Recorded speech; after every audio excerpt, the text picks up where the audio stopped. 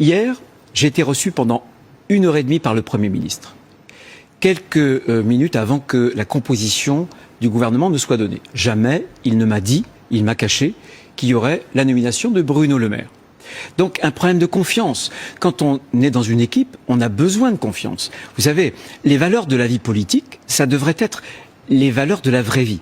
Et ensuite la rupture. Le Premier ministre, vous l'avez entendu comme moi, il voulait cette rupture.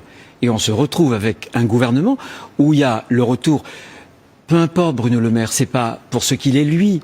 C'est sans doute une personne estimable. Mais c'est quand même simplement lui qui a déclenché c'est simplement votre tweet incendiaire d'hier soir. Pour ce qu'il représente. Pourquoi pose-t-il autant de problèmes, mais c'est selon vous? Pour la représentation que les Français peuvent en avoir. Moi, j'ai ressenti hier ce que des millions de Français ont aussi ressenti. Pourquoi?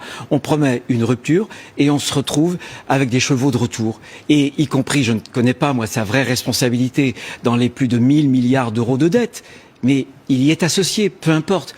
Il le symbolise. C'est un révélateur d'une sorte de déconnexion. C'est-à-dire que d'un côté, on promet la rupture, et de l'autre côté, il n'y en a pas du tout. Mais les vrais gens, les gens qui voient ce spectacle affligeant, comme l'a dit quelqu'un, ils n'en reviennent pas.